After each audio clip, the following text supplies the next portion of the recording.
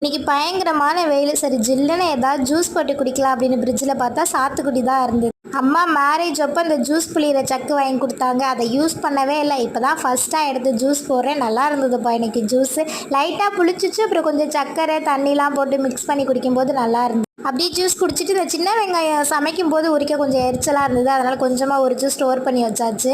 இன்னைக்கு நைட்டுக்கு சாம்பார் தான். இன்னைக்கு காலையில் எல்லாருமே நியூஸ் பார்த்துருப்போம்னு நினைக்கிறேன். கேரளாவில் வயநாடு அப்படின்னு ஒரு டிஸ்ட்ரிக்ட் கிராமத்தில் காலையில் அதிக மழை காரணமாக மணல் சரிவு ஏற்பட்டு நிறைய உயிர் சேதம் ஆயிடுச்சு அப்படின்னு ஈஸின்னு ஒரு சிஸ்டர் நமக்கு சென்ட் பண்ணியிருந்தாங்க. சிஸ்டர் இங்கே ரொம்ப கஷ்டமாக இருக்குது, எங்களுக்காக ப்ரேயர் பண்ணிக்கோங்க அப்படின்னு. இதை கூட நம்மளால முடியாது, அவங்களுக்காக நான் ப்ரேயர் பண்ணிட்டேன், நீங்களும் அவங்களுக்காக வேண்டிப்பீங்க அப்படின்னு நம்புகிறேன். எல்லா வேலையும் முடிச்சுட்டு நானும் ஃப்ரெஷ் ஆகிட்டு சாம்பாருக்கு சைடிஷாக அப்பளம் தான் பொரிச்சேன். நல்லா கலர் கலராக பொரிச்சேன். பார்த்தா எல்லாமே ஒரே கலராக கருப்பாயிருச்சு. சரி பரவாயில்ல, கருகுனாலும் நம்ம சாப்பிடுவோம் அப்படின்னு சாப்பிட்டுட்டு கிச்சனெல்லாம் க்ளீன் பண்ணிட்டு கொஞ்சம் நேரம் மாடியில் வாக்கிங் போகலாம் அப்படின்னு நினச்சேன். பார்த்தா திடீர்னு ஒரே காற்றும் மழையுமாயிருச்சு. நம்ம சமத்தா தூங்குறது தான்